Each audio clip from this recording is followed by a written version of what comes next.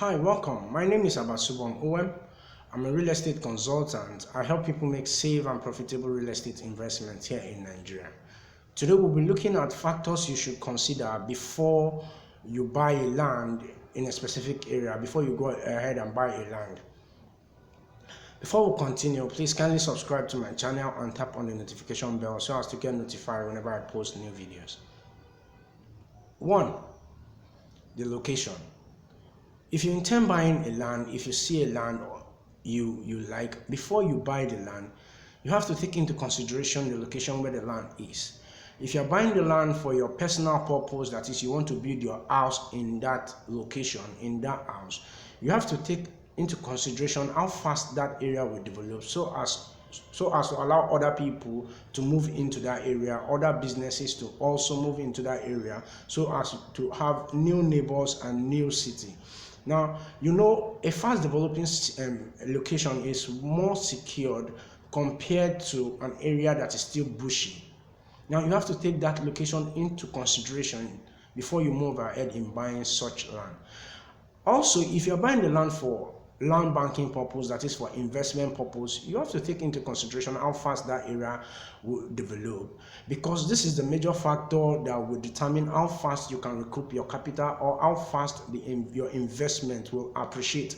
An area with a fast rate of development will command a higher return on investment than an area with a slow pace of development. So you have to take into consideration how the location is developing, how fast the location is developing, what are the government investment in that area, how other private sectors, private individuals investing in that area. So you have to take all these things into consideration before you buy a land in a specific area. 2. Now, when you get an area, a location that is good, a location that is developing. Now, in that location, there's a specific neighborhood where your land is located. There's a specific neighborhood where the land is located, the land you intend buying is located. Now, you have to take into consideration, does this location suit my style? Is it secure enough for me? That is, if you're buying the land for your personal use, if you're buying the land so as to build your house on it. Now, if you're buying the land as an investor, you have to take into consideration what kind of neighborhood the land is located. What kind of neighborhood is the land located? Now, as an investor that intend buying a land so as to sell the land to an individual that might want to build his house, or to a company that might want to build their industry, you will not want to buy a land where the government has designated the area, the neighborhood, for agricultural purpose. So if it is a land, the area that has been designated for agricultural purpose, you go ahead to buy that land, then it means the only people you can sell the land to are the people who are interested in agriculture.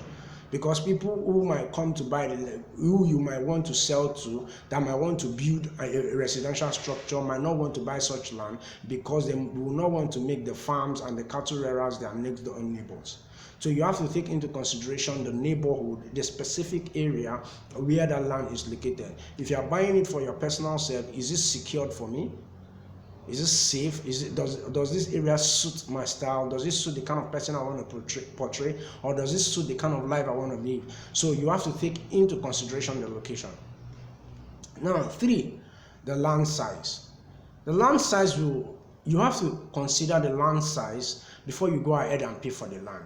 Now, what do I mean by this? If the structure you want to build on the land will demand or will need a 600 square meter for you to build that structure efficiently, then the real estate company or whoever is selling the land to you is selling a land of 450, then you know that this land does not suit what I need it for. So you have to take into consideration this land size. Does it suit what I need the land for? Is it what will this land size do what I want the land to do for me? So you have to take into consideration what the land size is before you go ahead to pay for the land. Number 4, the zoning restriction. The zoning restriction simply means what the government allows in that area, in that location. Now, if a government allows only a residential structure in a particular area, You cannot build an industry, you cannot build a company in that area because government will not give you the approval to build such in that area. Also, if it is an area where the government has given you, is an area where the government allows a residential structure, you have to take into consideration the type of structure the government will allow in that area. If the government allows a story building, 3-story building in that location, and what your capacity can do is a bungalow, then you know that the government will not give you the approval to build your structure in that area. So you have to take the government restriction into consideration, that is the zoning restriction into consideration before you move ahead with buying such land.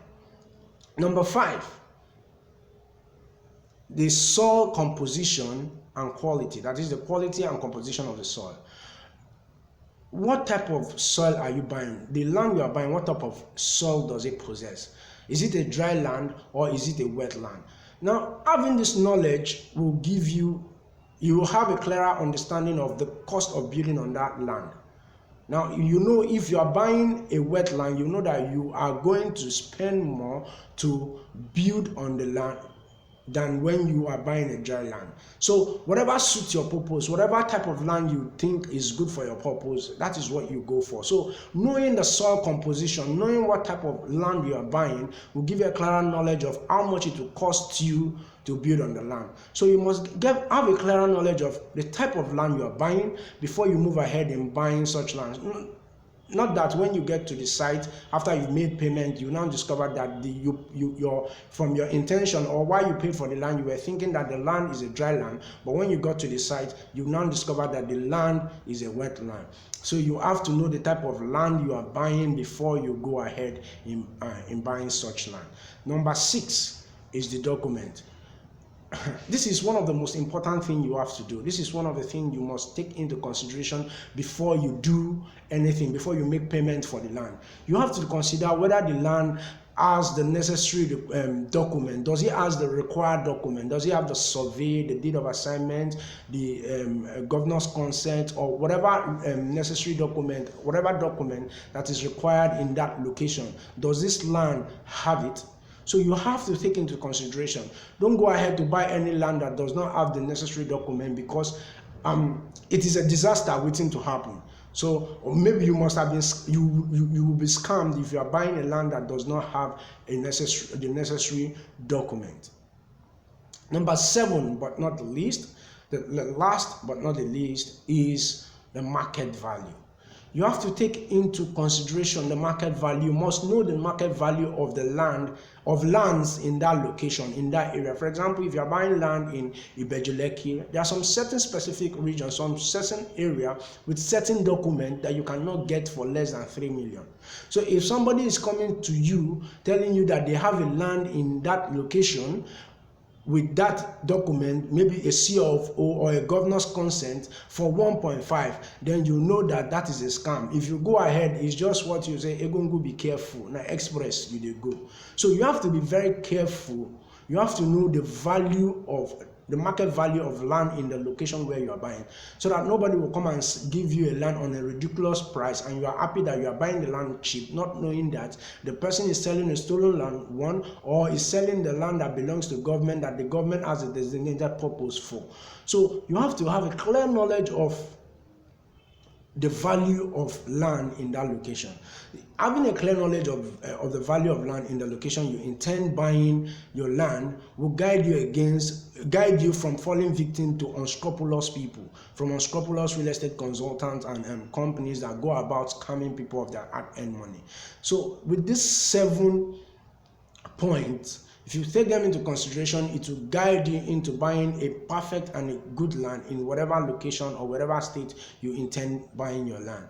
Thank you for watching today's episode. My name still remains Abasubong Uwem. I'm a real estate consultant. I help people make safe and profitable real estate investment. Kindly subscribe to my channel by tapping the subscription button and tap on the notification bell so as to get notified whenever I post new videos. Thank you.